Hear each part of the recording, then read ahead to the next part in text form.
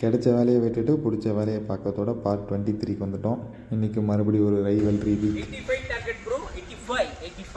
அடிச்சு காட்டுறேன்டா. 85 56 அப்படி தாங்க ஒரு டோட்டலில் சொல்லி ஏமாற்றிட்டாங்க. சரி அடிக்கலான்னு தான் ட்ரை பண்ணால் ஒன்றும் செட் ஆகலை. இந்த தடவை 3 மேட்ச் விளாண்டோம். 3 மேட்ச்சில் ஒரே ஒரு மேட்ச் மட்டும் ஜெயித்தோம்.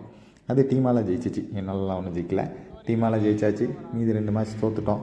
சரி வேறு வழி இல்லை, இருக்கிறத வச்சு சமாளிப்போன்னு சொல்லி சமாளித்து முடிச்சுட்டு கொஞ்சம் நேரம் ஃபுட்பால் ஆடலான்னு சொல்லி ஃபுட்பால் ஆடினாங்க. நான் ஓரமாக உட்காந்துட்டேன். ஏற்கனவே காலை உடச்சு விட்டாங்க. அவங்க ஏதோ பயங்கரமாக ஆடிட்டு இருந்தாங்க. பார்த்தா எல்லாம் கடைசியில் டெட் பாடி.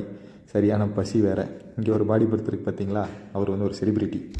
எல்லாம் விளையாண்டு முடித்ததில் எல்லாத்துக்கும் சரியான பசி. அந்த நேரத்துக்கு ஒரு பிரியாணி கடையை தேடி கண்டுபிடிச்சி இருக்கிற 13 பேர்த்துக்கும் பிரியாணி வேணும்னு சொல்லி அவரும் அதுக்கு கிடைக்குதுன்னு சொல்லி எல்லோரும் சேர்ந்து உட்காந்து சாப்பிட ஆரம்பிச்சிட்டோம். பிரியாணி கொஞ்சம் நல்லா இருந்துச்சு. அந்த நேரத்துக்கு கிடைக்கிறதே பெரிய விஷயம். சாப்பிட்டு முடிச்சுட்டு எல்லாம் வீட்டுக்கு கிளம்பியாச்சு. Bye by.